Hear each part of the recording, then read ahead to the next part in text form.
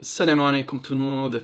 بسم الله الرحمن الرحيم والصلاة والسلام على أشرف الأنبياء والمرسلين وعلى آله وصحبه أجمعين. أما بعد, on reprend notre cours de jurisprudence simplifiée et on arrive vers la fin du livre de la prière, pas tout à fait, mais bientôt. Aujourd'hui, on va voir deux choses, les choses détestables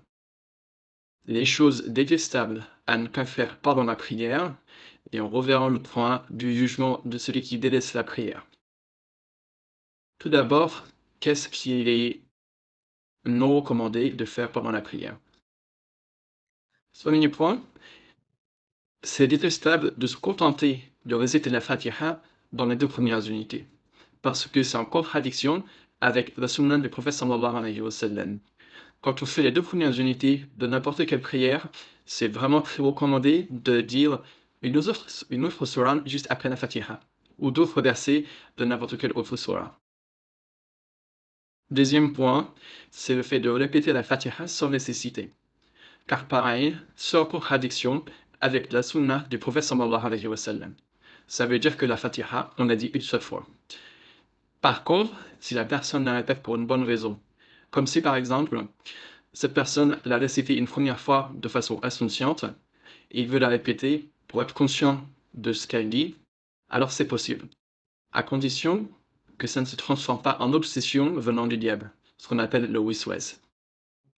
Autre chose détestable, c'est le fait de se tourner sur les côtés, de tourner la tête sur les côtés sans raison, sans nécessité.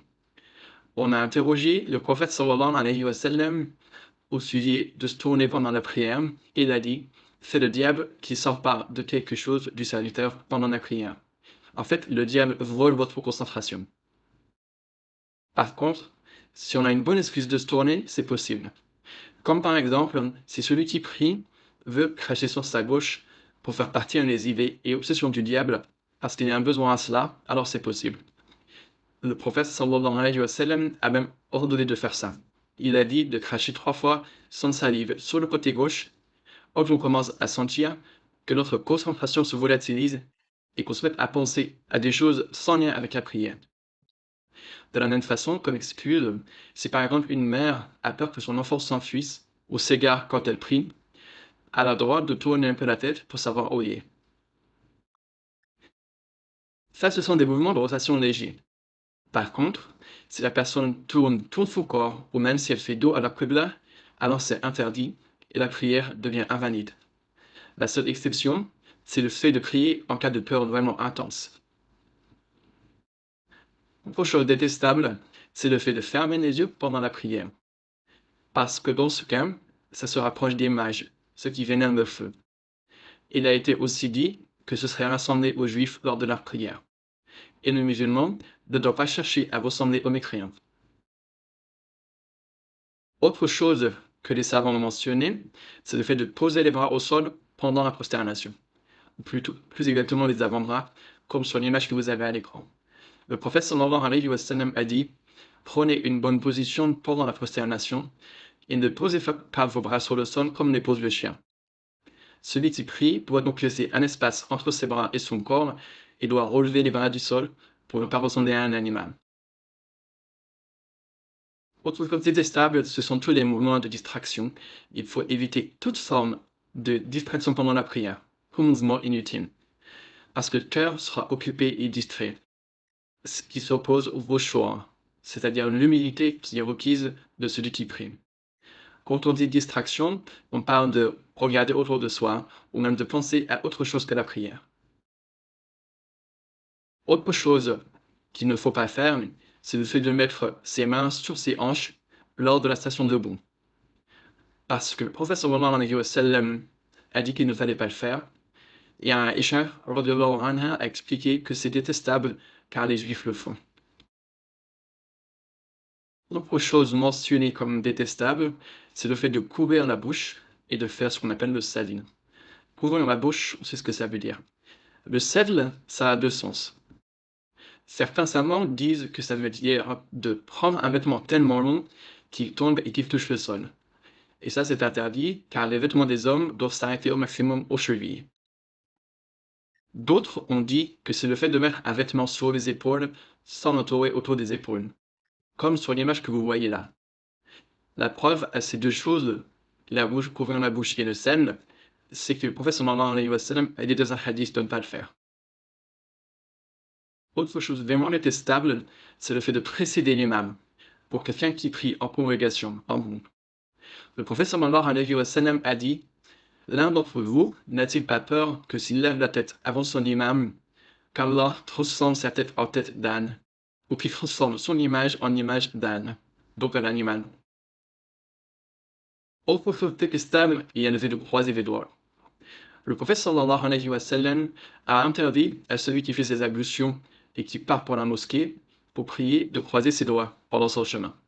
Son caractère détestable est donc d'autant plus assuré pendant la prière même.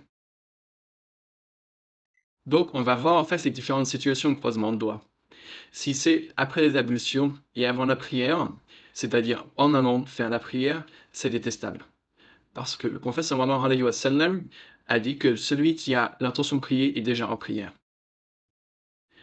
On a aussi la situation quand on prie, croiser les doigts pendant la prière, c'est détestable.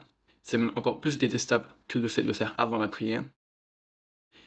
Et croiser les doigts après la prière, c'est autorisé, même si la personne est encore dans la mosquée.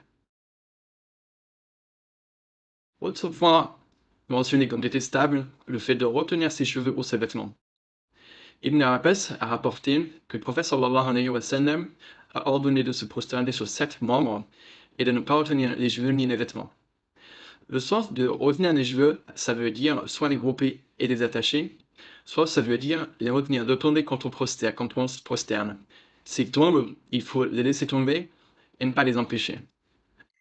Et les savants mentionnent que ça rentre dans les choses distrayantes lors de la prière, il faut empêcher le khushu', empêcher l'humilité qui est nécessaire pendant la prière.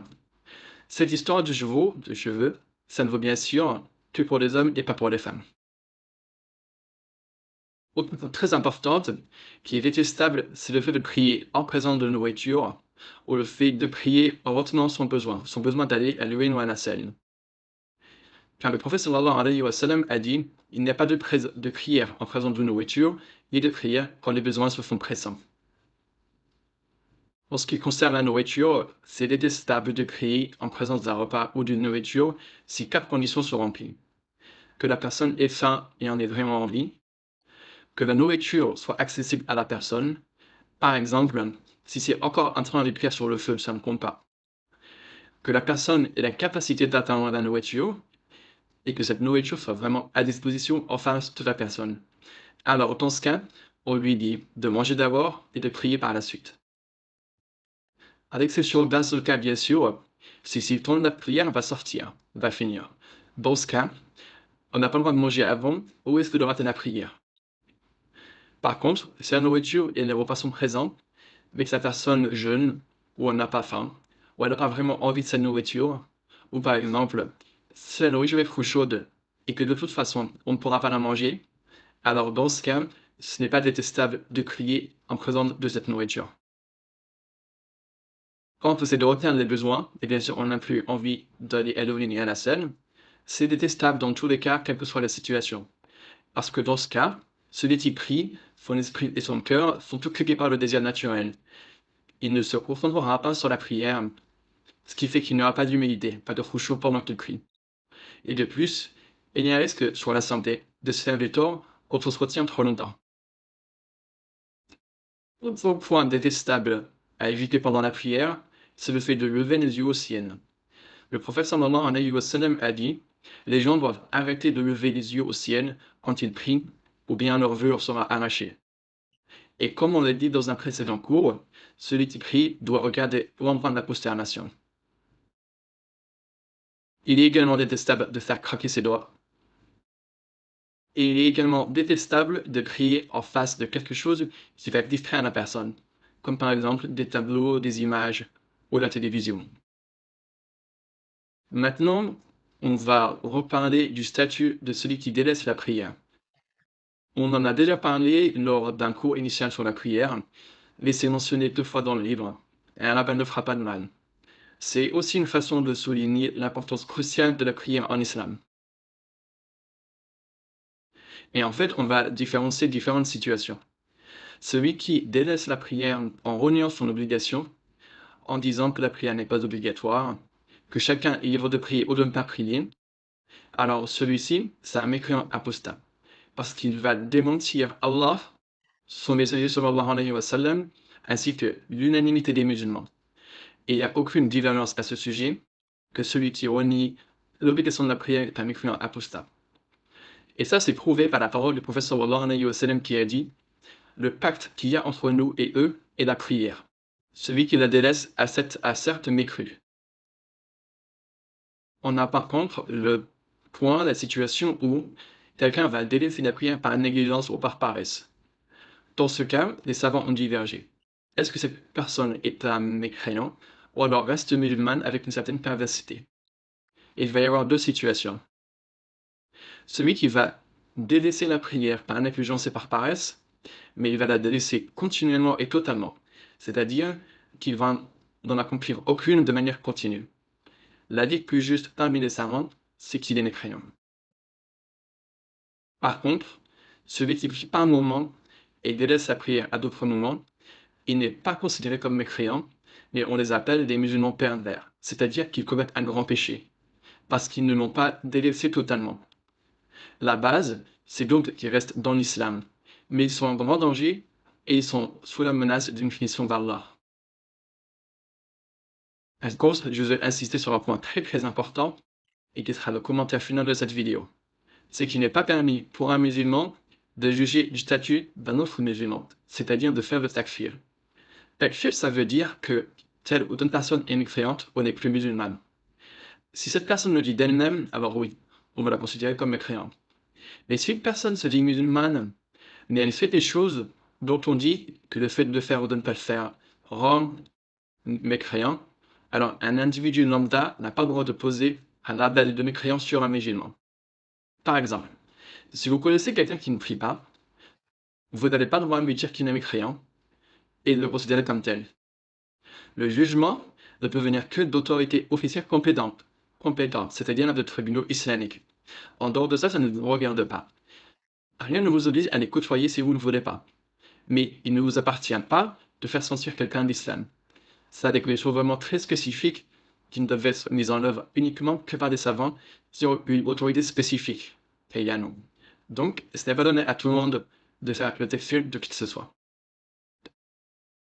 Voilà, alhamdulillahi rabbil alamin, c'est tout pour aujourd'hui. Barakallahu li wa lakum. سبحانك اللهم وبحمدك أشهد أن لا إله إلا أنت أستغفرك وأتوب إليك. السلام عليكم ورحمة الله وبركاته.